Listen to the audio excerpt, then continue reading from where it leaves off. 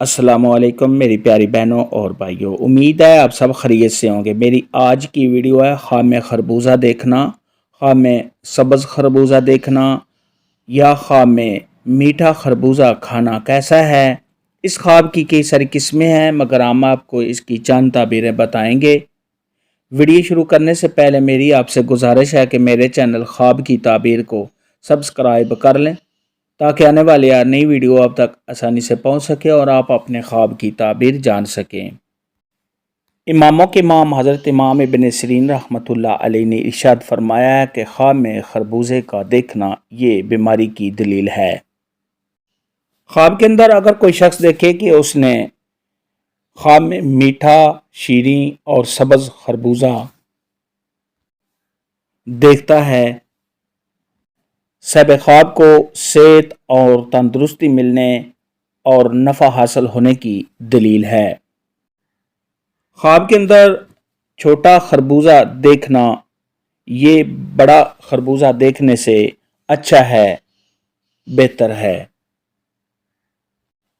حضرت ابراہیم کرمانی رحمۃ اللہ علیہ نے ارشاد فرمایا ہے کہ خواب میں سبز خربوزے کا دیکھنا یہ صاحب خواب کو دکھ پہنچنے، غم پہنچنے، کوئی پریشانی آنے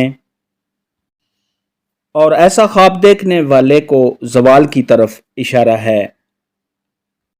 اس لیے ایسا خواب دیکھنے والے کو چاہیے کہ صدقہ خیرات کرے، کیونکہ صدقہ خیرات آنے والی مصیبت کو ٹال دیتا ہے۔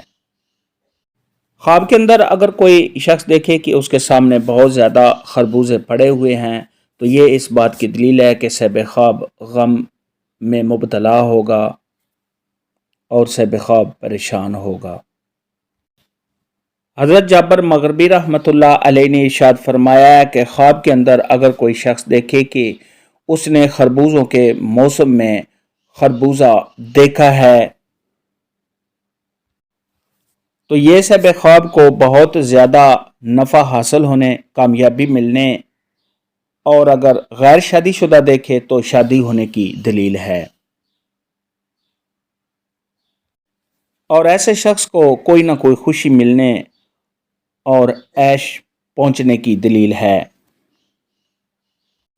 خواب کے اندر سبز خربوزہ موسم کے اندر اور میٹھا دیکھنا یہ صاحب خواب کی تمام مشکلات کے دور ہونے اور رنج و غم سے چھٹکارا حاصل ہونے کی دلیل ہے۔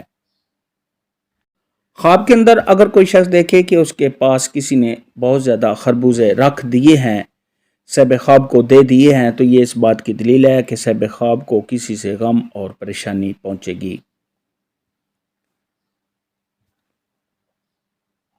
خواب کے اندر اگر کوئی شخص دیکھے کہ خربوزے کے موسم میں صاحب خواب کو کسی نے خربوزہ دیا ہے تو یہ صاحب خواب کو کسی سے نفع پہنچنے اور صاحب خواب کو کوئی خوشی ملنے کی دلیل ہے۔